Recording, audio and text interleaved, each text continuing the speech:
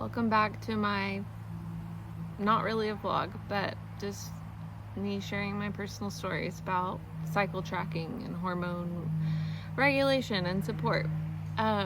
So over on my Instagram stories today, I was answering questions about postpartum hormone support and balancing.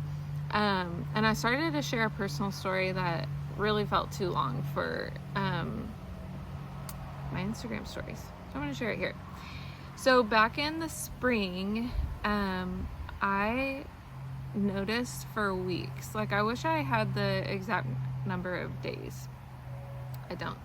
But it was weeks of like day after day fertile quality cervical mucus. So whenever I say that, I mean it was abundant, watery, egg white type cervical fluid for literally days. And you'll hear me interchange cervical mucus or cervical fluid throughout this story. They're the same thing.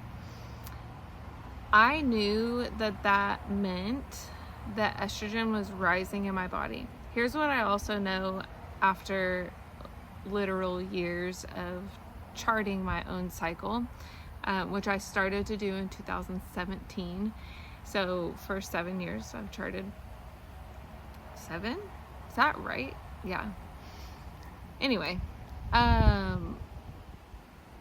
knew that that meant estrogen was rising, and I also knew that my body is very sensitive to the presence of estrogen. So I've never been specifically diagnosed with PCOS, but I have had all the markers other than insulin resistance, which I've actually never been tested for, but I've had a lot of the markers over the years. Anovulatory cycles, androgen presence, which means unwanted hair growth in places,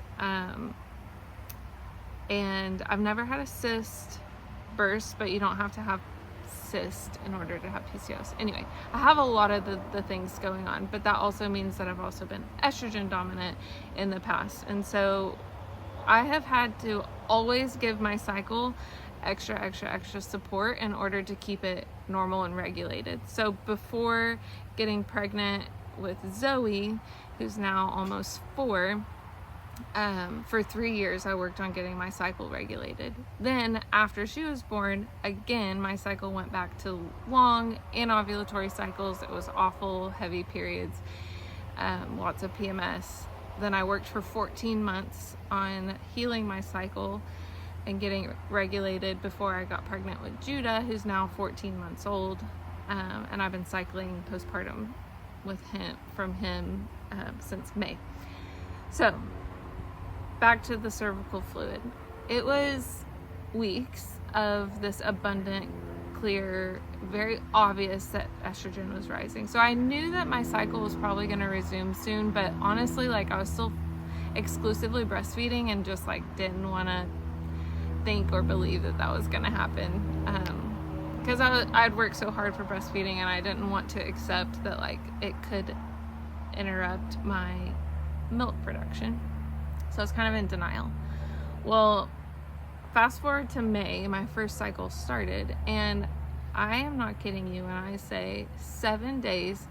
I actually texted my mentor, who's a hormone coach, and I was like, I can't remember the number I sent her, but I was like, I have lost this many mils of blood, and like I am not okay. I do not feel okay. And she was like, obviously estrogen support is needed. And I was like, right, but I've been doing things, and I still was in denial. And so my cycle continued. I felt better after my period ended. 7 days, very heavy bleeding. And this was that happened after Zoe too, but like having to use 2 products at the same time in order to not bleed through, it was just a lot. And honestly, like I knew the things to do, but I was in denial. So then my next cycle came 32 days later, and I was like, this is great. Like before, I I was having like 54 to 60 day cycles postpartum with Zoe, and even in like the past, that's how my cycles were. So I was tracking, like I knew that I had ovulated, my luteal phase looked good, 32 days was encouraging, but then again, like literally knocked me down, my period, so heavy, so awful. And so I was like, all right, I really do have to get serious about estrogen support because I'm so sensitive to it and I can't live this way. Like, I know the things to do. I don't need a doctor to tell me to take birth control, which suppresses estrogen.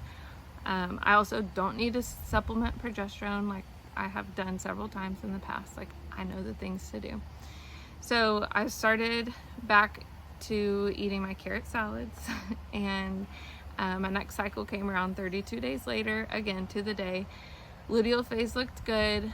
This time bleeding much more manageable. It was not as heavy. I had one heavy day and then a few medium days and a couple light. And then again, like the next one, same thing. It got better and better. And that's because, like, I think that for the most part, like the nutrition piece was there. Like, I eat 3 solid meals a day. I eat snacks. I'm working on mineral replacement all the time. But like, my body is sensitive to the production of estrogen, and I knew that, and I needed to give it that extra support there. So carrot salads is really like the only like specific thing I did for estrogen support, other than just like trying to get through those.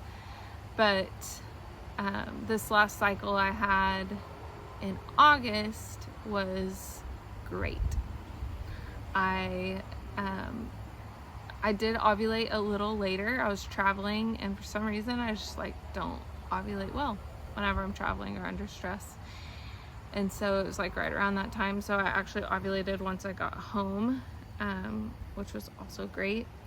And my luteal phase was 12 days, which is not like optimal for me. I would like to see it a little longer, but again, like, it did its job and progesterone was there. And so postpartum, cycling, anything that was happening before, and this is true of like taking birth control, getting off birth control, like, we can't put band-aids on our hormones. Like, they're gonna do what they're doing, and we have to support them to be producing hormones like optimally, not by putting a band-aid on it, or like even progesterone would be a band-aid.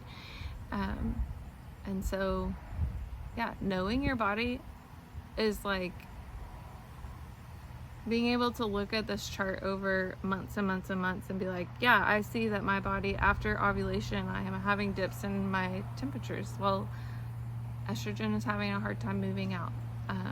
And so that is a huge benefit of cycle tracking. And if you're not doing it, I'd love to teach you, because it is invaluable information. And not just that, when you do have appointments with your doctor, you take things to them and you're asking questions, like, that's a whole set of information that they're not asking you about, but you can have to add to the conversation to get a bigger picture. Oh, no, I'll do another video about that later. Anyway, if you have questions or if you want to share your cycle, leave it in the comments, and I'll be back with more.